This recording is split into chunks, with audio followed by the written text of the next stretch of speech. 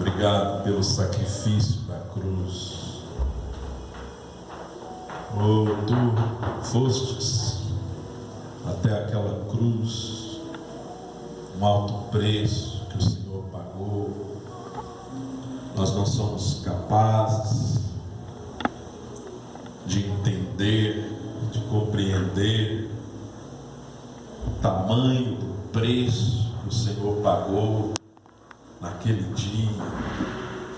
Ó Senhor Deus, nesta manhã traga a revelação a nós, a revelação do tamanho do preço, do amor que o Senhor pagou naquele dia.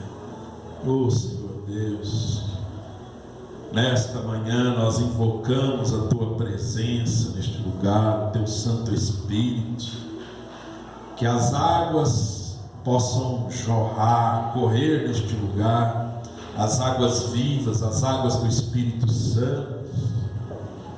Oh Senhor Deus, aqui estamos nesta manhã, lavados pelo Teu sangue. Oh, para contemplar a Tua face, para contemplar a Tua beleza, a Tua santidade. Os anjos dizem: Santo, Santo, Santo. Santo é o Senhor. E aqui agora nós chegamos a Ti, ó Pai. Que as águas vivas possam entrar dentro de nós. Que as águas vivas possam lavar nossa mente, nossas emoções. Quantas vezes damos lugar ao orgulho, à inveja, à mágoa. Quantas vezes damos lugar, ó Pai, para aquilo que não combina contigo. Oh Senhor Deus, tira de nós tudo que não combina com a luz. Tu és luz, que a Tua luz brilhe em nós, que a Tua luz brilhe em nós. Esse é o nosso clamor. Queremos andar em santidade, porque Tu és santo, Tu és santo. Oh Deus, quantas vezes na nossa boca tem palavras que não condiz com a Tua santidade. Quantas vezes, Senhor, os nossos olhos cobiçam. Quantas vezes, Senhor, nós oramos em nome de Jesus. Espírito Santo, Santo, Santo, Santo és Tu. Gera em nós, Senhor, uma aversão àquilo que não combina contigo. Gera em nós uma aversão àquilo que não é santo. Oh, que as nossas vestes nesta manhã estejam lavadas pelo sangue. Vestes brancas, ó Pai, vestes brancas diante do Deus Santo, diante do Deus Todo-Poderoso que és Tu. E aqui, ó Pai, estamos para Te adorar, aqui estamos para Te ouvir.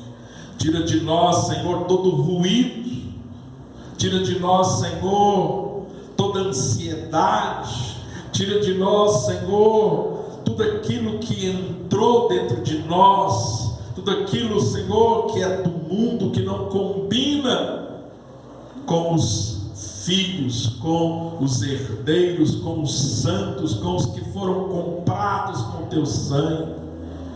Oh Senhor Deus, nós entramos no santo lugar, nós entramos no santo lugar para contemplar aquele que está entre os querubins. Oh Deus, o véu foi rasgado, o véu foi rasgado, e nós queremos estar ali onde Tu estás, no santíssimo lugar. Oh, aleluia, ó Pai. Dê a nós a sensibilidade, dê a nós a sensibilidade, ó Pai, ouvidos que ouvem, olhos que enxergam, ó Pai.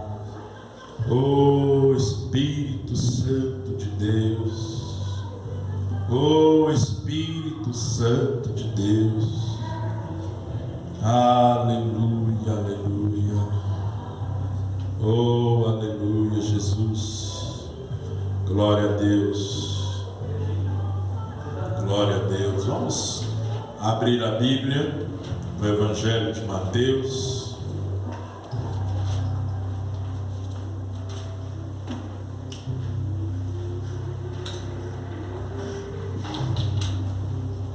Aleluia, Jesus.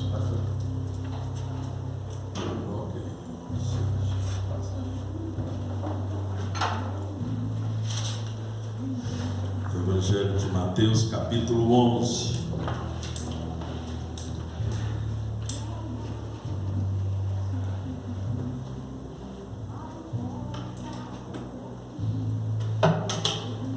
Evangelho de Mateus, capítulo 11.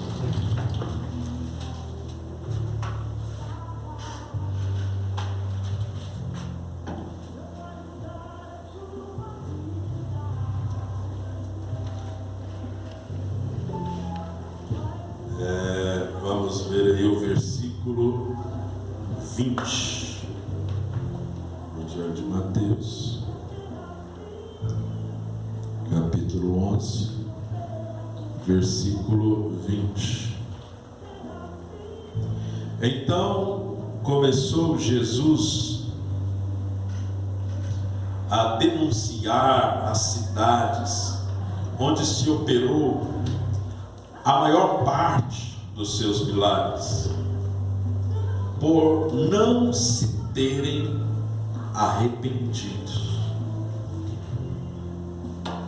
Verso 21. Ai de ti, Corazim, ai de ti, Betsaida, se em Tiro e em Sidom se tivessem feito os prodígios que em vós se fizeram, há muito que se teriam arrependido, com pano de saco e cinza. Por isso eu vos digo que no dia do juízo haverá menos rigor para Tiro e Sidom do que para vós. E tu, Cafarnaum, ergue-te até os céus, erguer-te-ás até os céus, serás abatida até o inferno. Se em Sodoma tivessem sido feitos milagres que em ti se operam, ela teria permanecido até hoje. Porém, eu vos digo que no dia do juízo haverá menos rigor para os de Sodoma do que para ti. E aí, se você ir mais adiante, no capítulo 12, no versículo 41, Jesus diz: os ninivitas, ou seja, os moradores de Nínive, ressurgirão no juízo com esta geração e a condenarão, pois se arrependeram com a pregação de Jonas.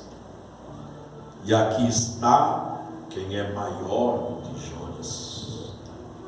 A rainha do sul, a rainha de Sabá, se levantará no dia do juízo com esta geração e a condenará, pois veio dos confins da terra para ouvir a sabedoria de Salomão.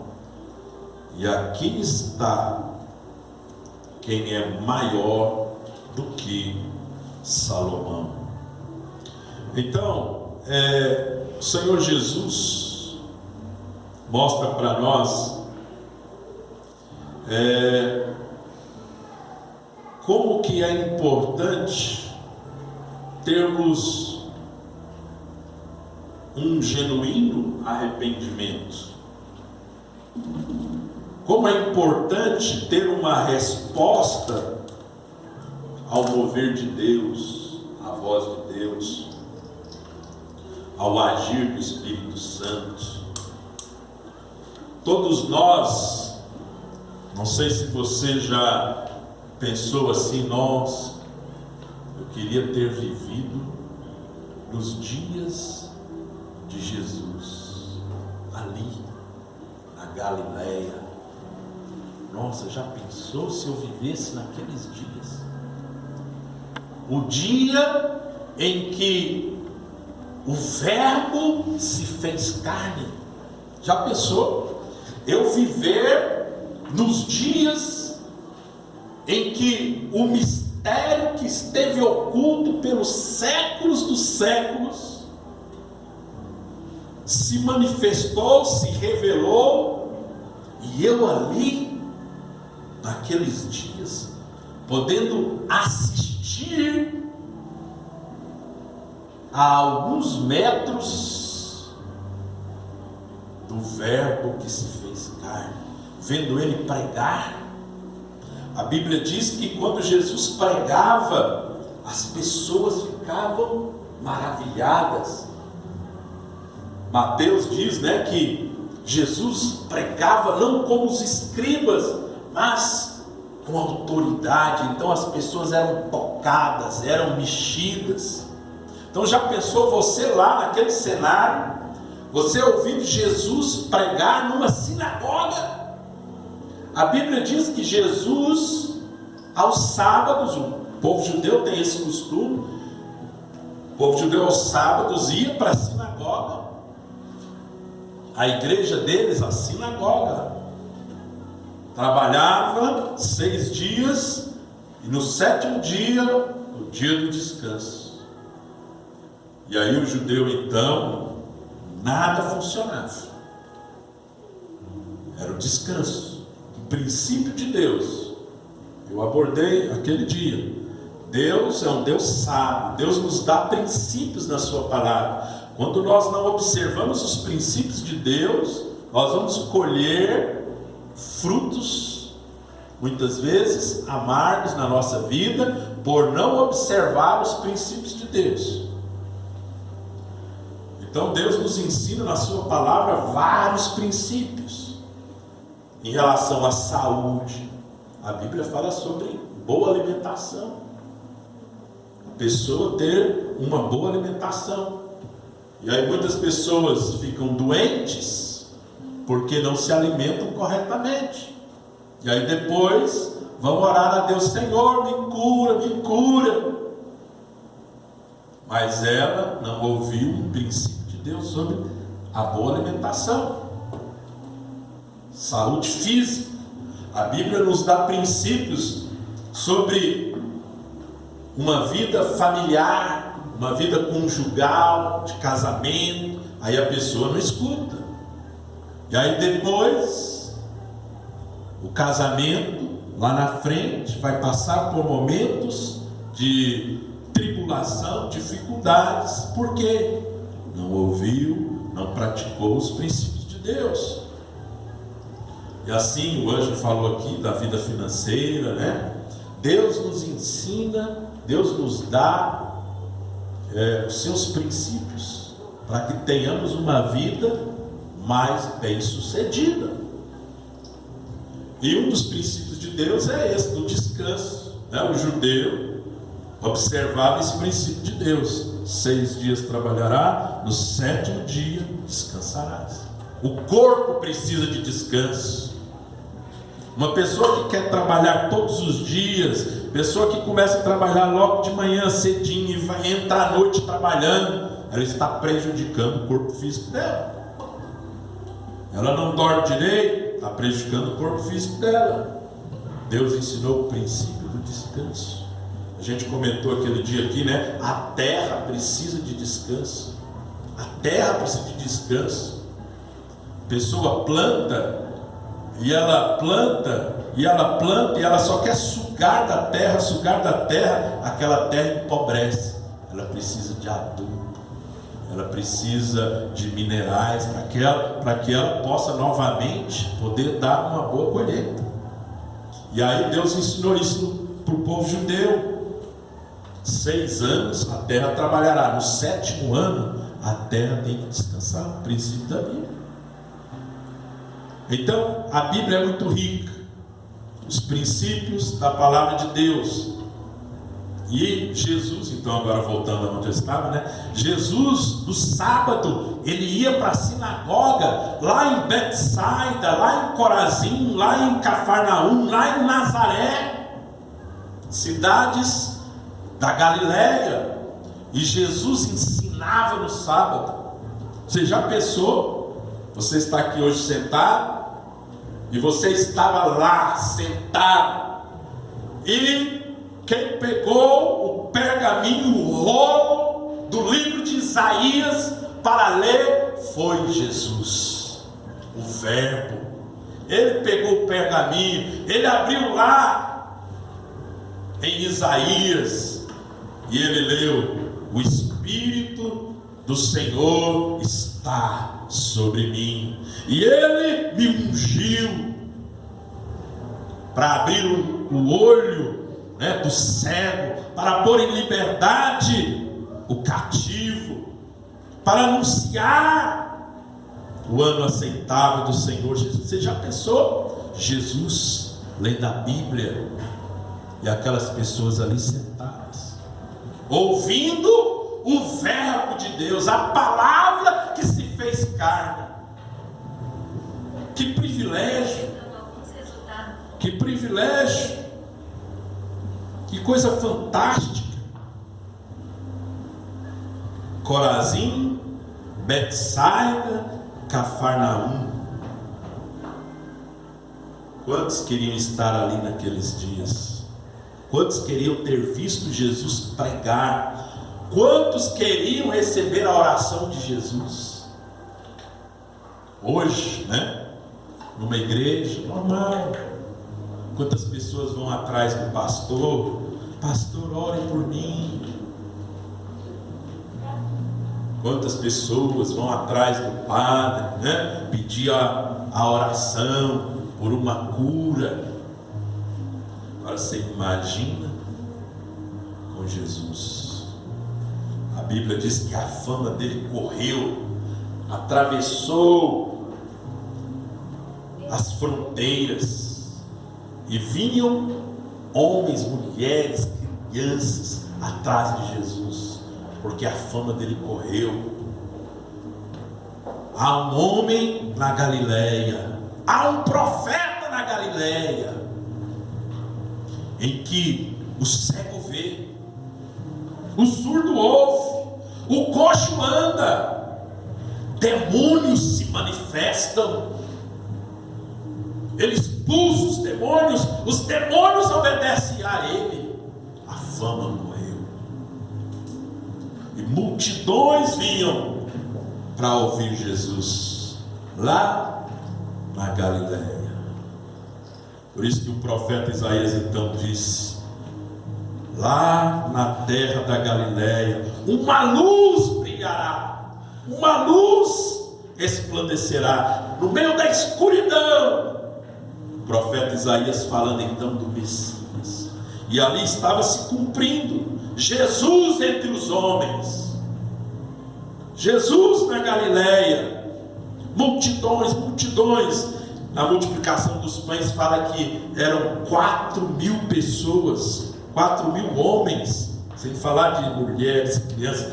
Na outra multiplicação, 5.000 homens. Imagina, hoje, numa igreja de salão grande, o palco, onde ficam as cadeiras, uma igreja grande, muitas vezes é custoso para fazer, para caber 2.000, 3.000 pessoas.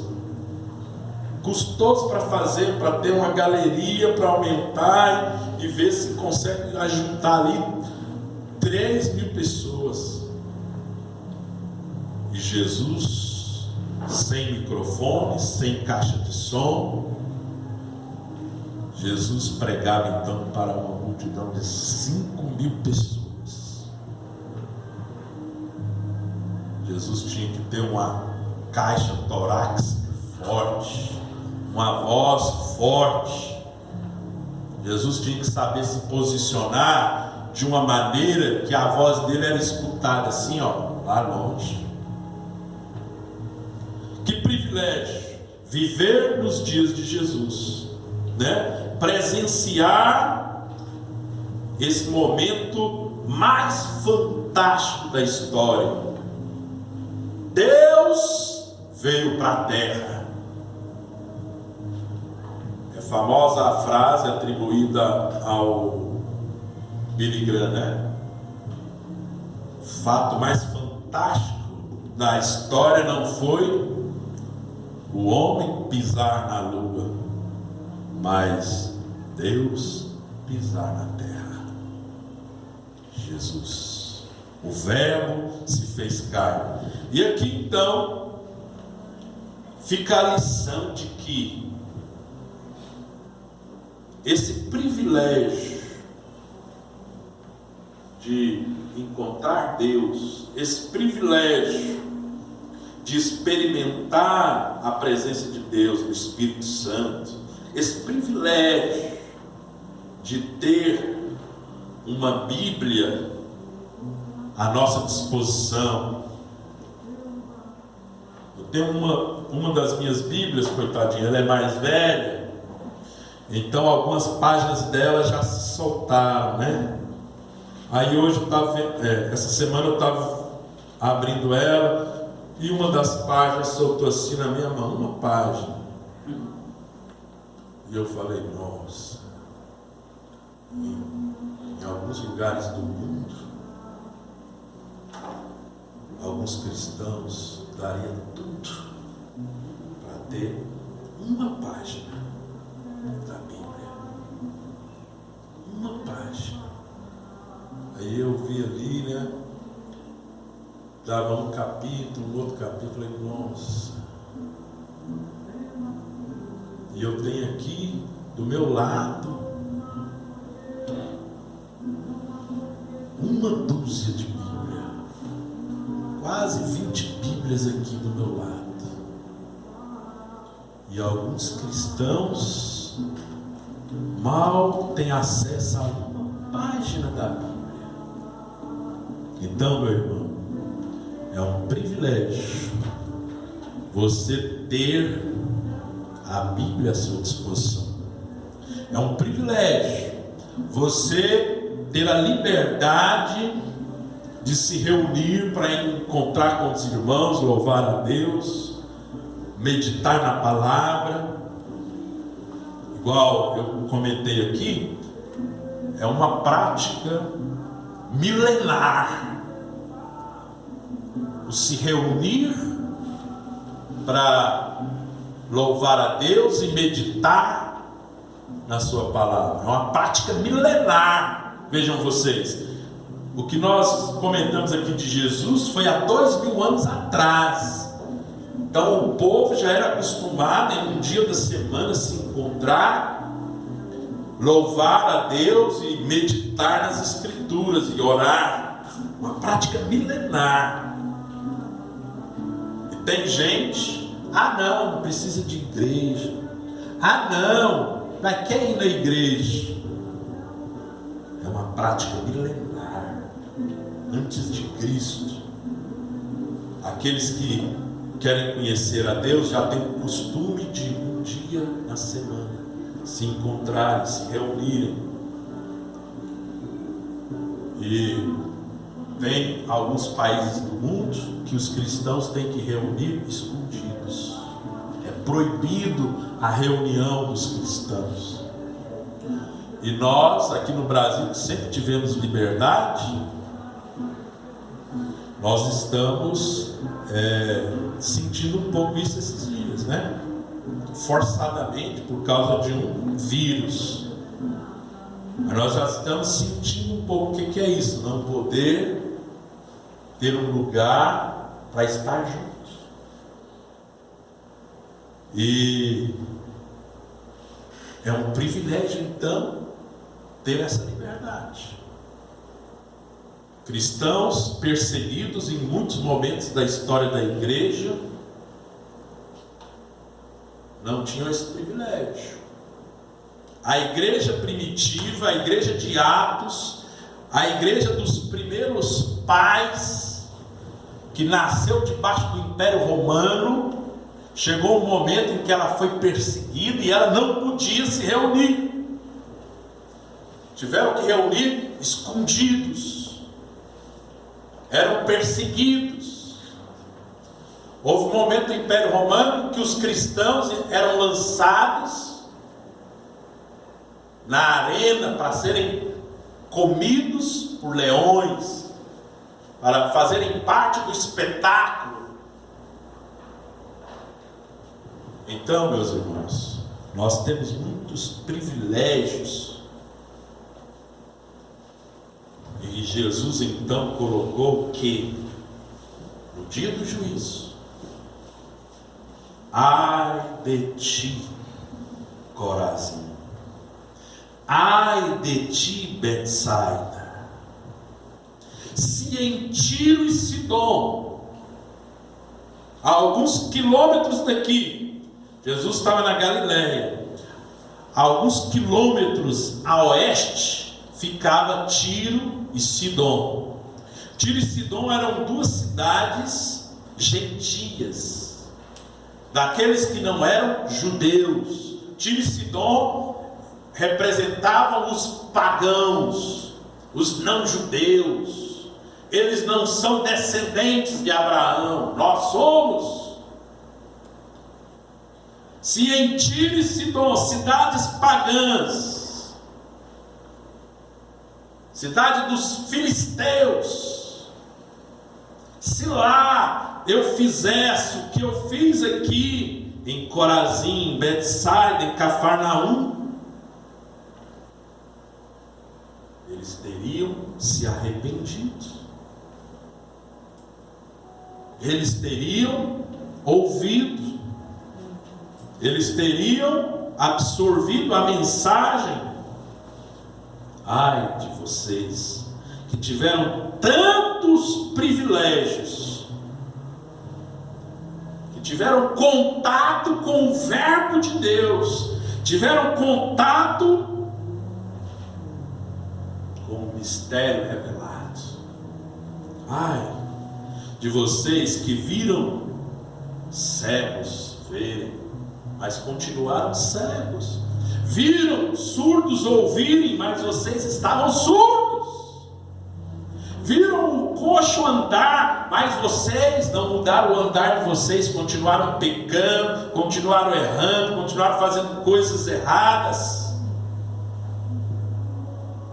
Ai de ti, Cafarnaum, se em Sodoma,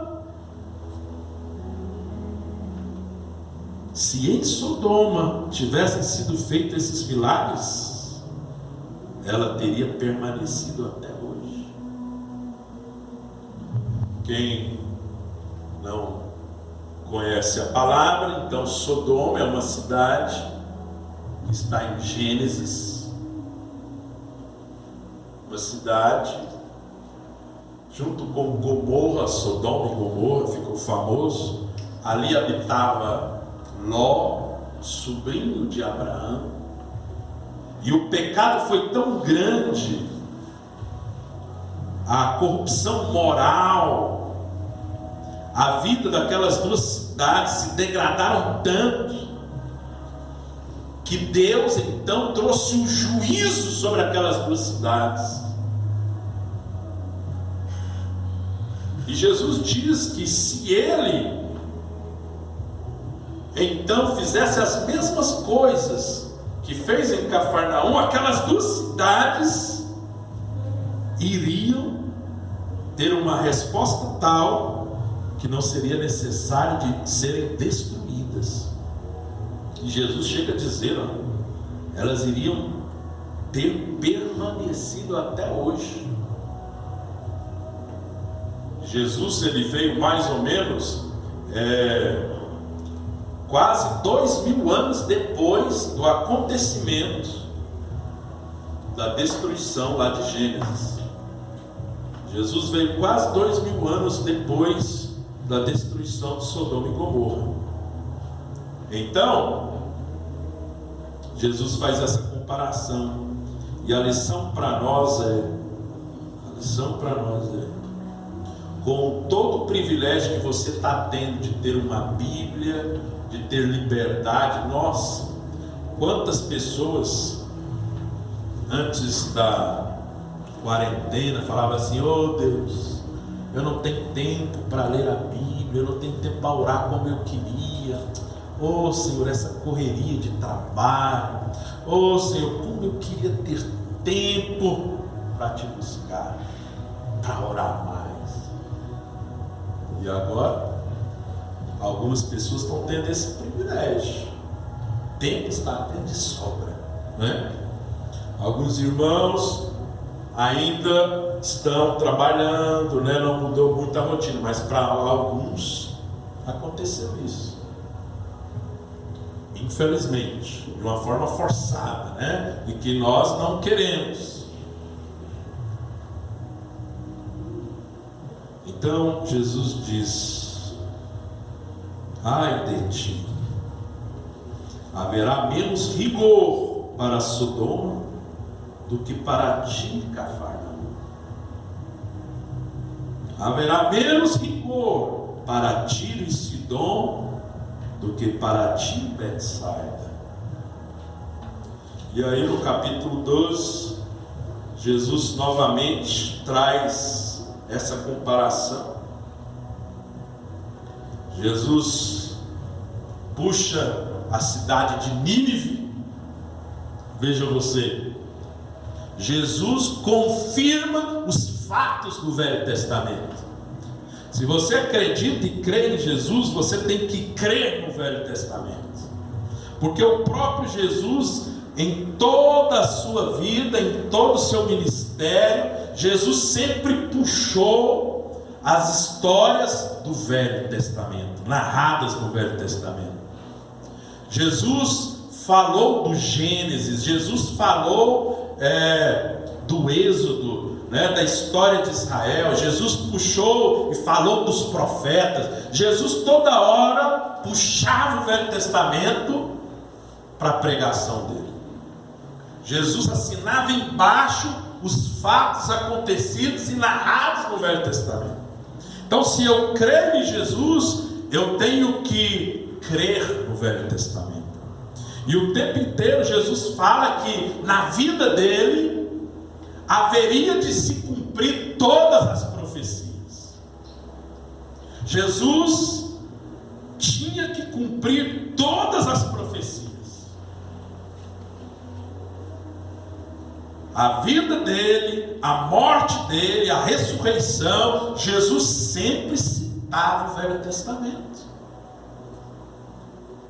Então Jesus tinha um vínculo com a palavra, com os profetas. O povo judeu então se refere à Bíblia como a lei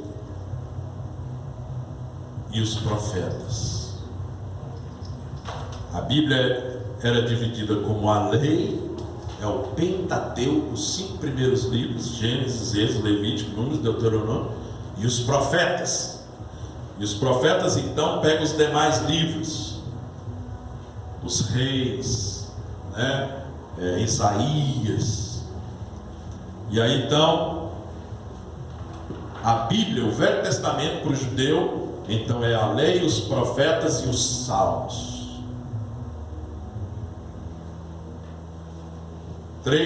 Dividiam a Bíblia em 3 partes. Então Jesus dizia que a respeito dele se cumpriria tudo que está escrito na lei, nos profetas e nos salmos.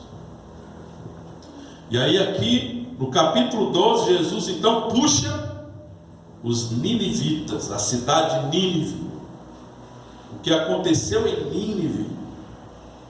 E ali você tem novamente um povo pagão. Nínive é a capital da Assíria, um povo não judeu.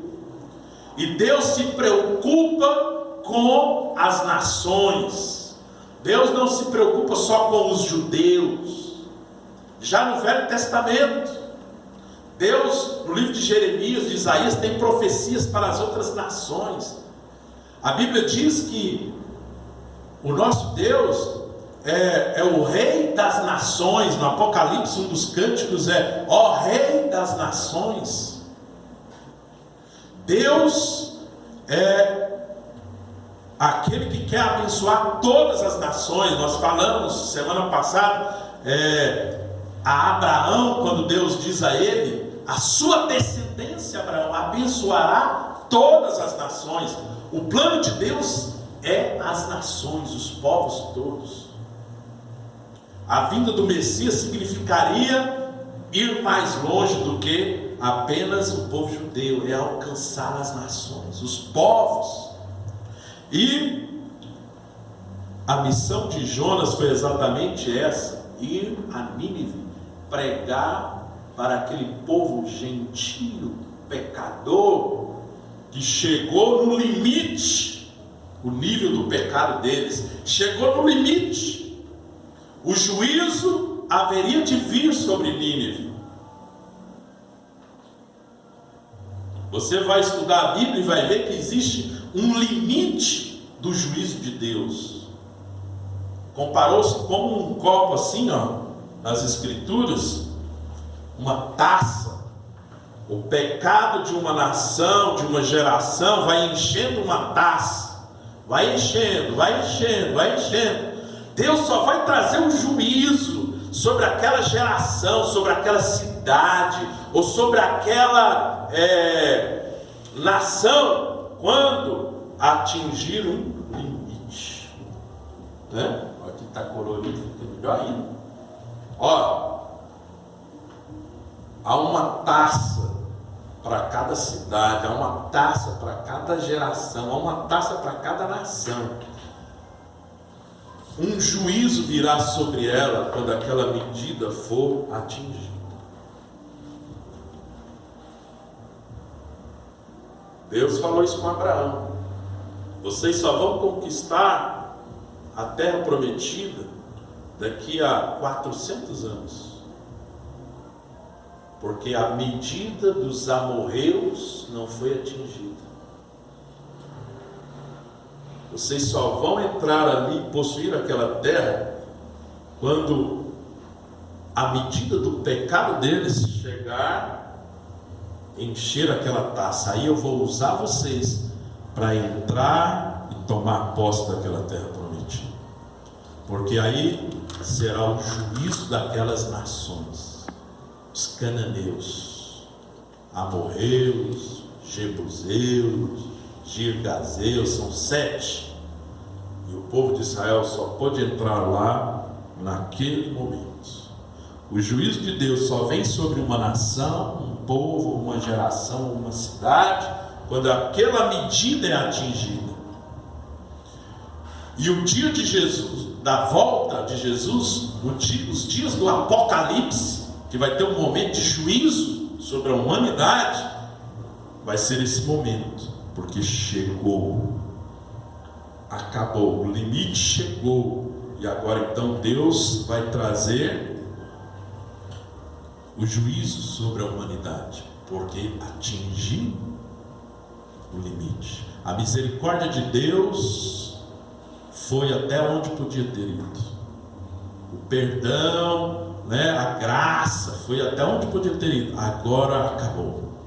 Agora é o juízo. As 7 pragas, os 7 selos, as 7 trombetas. Então, Jesus diz que o povo de Nínive vai se levantar contra aquela geração, porque eles se arrependeram com a pregação de Jonas, e ali estava diante deles quem era maior do que Jonas. O povo de Nínive arrependeu com a pregação de um profeta, E agora ali diante deles estava o próprio Filho de Deus. Diante deles estava o próprio Deus.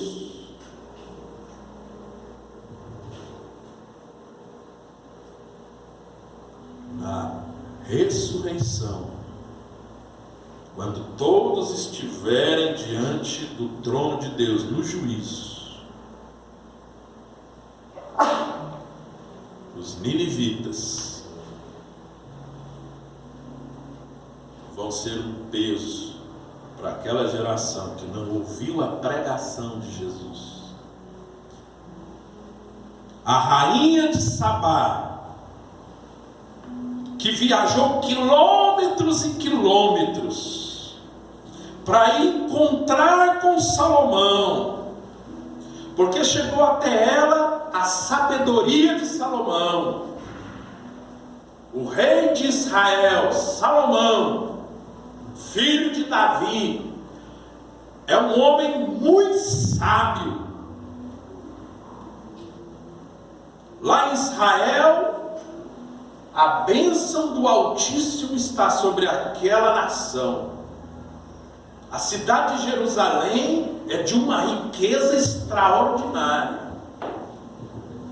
O que tem lá de ouro, de prata, de pedras preciosas é algo extraordinário. E Salomão é muito sábio, ele julga com uma justiça espetacular. Chegou a rainha de Sabá. Você não imagina como é o trono de Salomão. O trono de Salomão são 6 degraus. De um lado e de um outro lado você tem os leões. Em cada degrau um leão. De um lado e de outro lado. É feito de marfim. O marfim trazido lá da África. De marfim. Trono de ouro, lá em cima, o trono de Salomão. E essa fama chegou até a rainha de Sabá. E ela falou: eu vou lá para conhecer e ver se realmente é assim. Então você vai ler essa história no livro de Reis e Crônicas. Uma figura de Cristo. E quando ela chegou lá, uma passagem fantástica. A rainha de Sabá diz assim: nossa, tudo que eu ouvi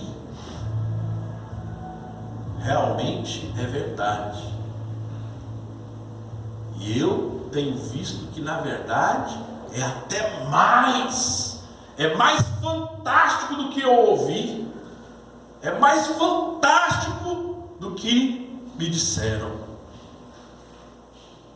Ao olhar como é aqui no seu palácio, como se comportam os seus atendentes aqui, como que funcionam as coisas aqui na cidade de Jerusalém. Nossa, é muito maior do que eu imaginava. E é assim com Jesus. Quando nós conhecemos Jesus de verdade, quando nós temos uma experiência real com o Espírito Santo, é muito mais do que nos contaram. Quando alguém fala: nossa, você precisa de Jesus, nossa, você precisa conhecer Jesus, é demais. Quando realmente essa pessoa conhece Jesus, ela vai constatar que é mais do que o falaram para ela. Quando uma pessoa realmente conhece Jesus, ela fala: nossa, os meus anos sem Jesus, por que eu fiquei tantos anos longe de Jesus?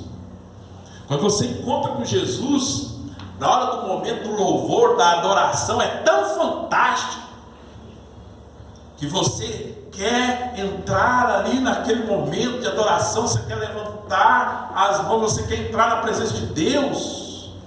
É algo imensurável. Não tem palavras para falar da presença de Deus. Eu não troco a presença de Deus por nada deste mundo. Por isso que Davi diz: mais vale um dia na tua presença do que 1000 em outro lugar. Meu irmão, quantas pessoas estão viciadas num joguinho, passa horas e horas diante de um jogo, passar de fases, horas e horas, madrugada dentro, porque não conhece a presença de Jesus. Amém. Nada se compara com a presença de Jesus, com a intimidade, com a meditação na palavra, com entrar na presença de Deus. Horas e horas acompanhando coisas da TV, horas e horas no entretenimento deste mundo, porque não conhece a presença de Jesus. Nada se compara à presença de Jesus, e por isso que Davi disse: mais vale um dia na tua presença do que 1000 em qualquer outro lugar. Eu te peço uma coisa, só uma coisa eu te peço, ó Deus: que eu more, que eu habite na tua casa todos os dias da minha vida. Aleluia. Então Jesus diz isso: a rainha de Sabá se levantará contra esta geração, porque ela viajou, veio dos confins da terra para ouvir a sabedoria de Salomão. E aqui está quem é maior do que Salomão. Salomão construiu um templo para Deus, um templo de pedras, madeira, ouro, cumprindo a profecia que Davi recebeu: o teu descendente Davi vai construir o templo. Não vai ser você, é o seu descendente. E Salomão construiu o templo. Só que a profecia era mais ampla, era mais profunda. A profecia apontava para o descendente de Davi, a semente de Davi, Jesus, e não Salomão. Jesus iria construir um templo, não de pedra, de ouro, um templo de pessoas. A igreja, pessoas. E ele construiu esse templo. E aqui estava, diante de Corazim, de Betsaida, de Cafarnaum, diante de Jerusalém. Num outro momento, Jesus, quando ele vai entrar em Jerusalém, Jesus chora. A Bíblia fala de alguns momentos em que Jesus ficou emocionado. E um deles foi esse. Quando Jesus está chegando em Jerusalém, e Jesus chora. E Jesus diz: ah, Jerusalém, quantas vezes eu quis estar com você, quantas vezes eu quis te abençoar. Ah, Jerusalém, quantas vezes eu enviei profetas. Ah, Jerusalém, eu quis te ajuntar. Aí Jesus sempre usava, a realidade, os exemplos. Eu quis te ajuntar como uma galinha ajunta os seus pintinhos. Ah, se você soubesse desse momento. Ah, se você soubesse que o Messias, o prometido, está aqui chegando na tua porta.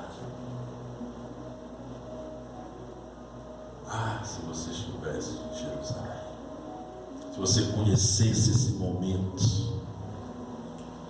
mas você está cega. Você não tem a percepção desse momento.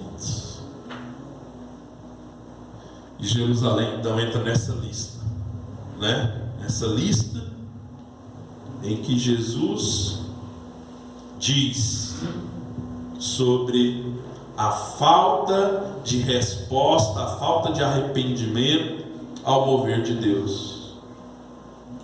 E hoje a nossa sociedade está diante de um mover de Deus. O Espírito Santo está sobre a face da terra, as nações. Deus está chamando as pessoas. Deus está chamando as pessoas. Ouvi, abre os ouvidos, enxergue, arrependei-vos, conserte a sua vida com Deus. Deus está chamando as nações, os povos, os sinais da sua volta. Mateus 24, o princípio das dores, nação contra nação, fomes, pestes, terremotos, sinais nos céus. Está chegando o fim. Convertei-vos, conserte. É chegado o reino de Deus. A primeira mensagem de Jesus, Marcos, quando fala, a primeira fala de Jesus foi: arrependei-vos, é chegado o reino de Deus. Então nós temos que ter ouvidos que ouvem. Em vários momentos da pregação de Jesus ele falava isso: quem tem ouvidos para ouvir, ouça. Porque a pior surdez não é a auditiva, biológica. A pior surdez é a surdez espiritual. É não ouvir a voz de Deus. Essa é a pior surdez. E Deus está falando com a humanidade: volte para mim. Entre no teu quarto, feche a porta e ora ao teu Pai que está em secreto. Então, meus irmãos, minhas irmãs, vamos ter ouvidos que ouvem, olhos que veem. Vamos ter uma resposta